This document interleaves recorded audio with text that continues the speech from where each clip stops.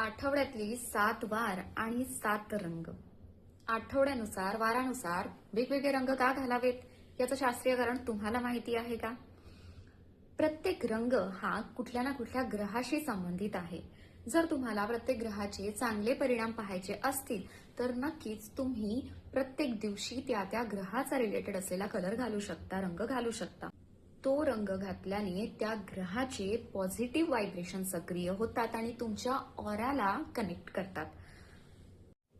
तुम्ही जो रंग घालता आहे त्याचा डायरेक्टली परिणाम हा तुमच्या मनावरही होऊ शकतो.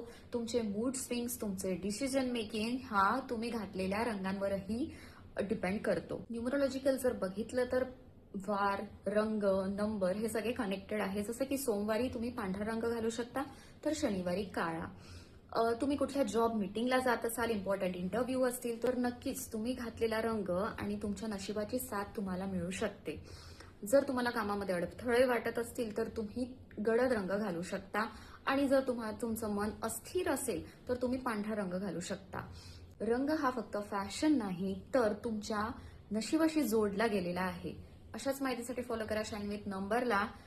तुम्ही वारानुसार रंग घालता का? कमेंट करून नक्कीच सांगा.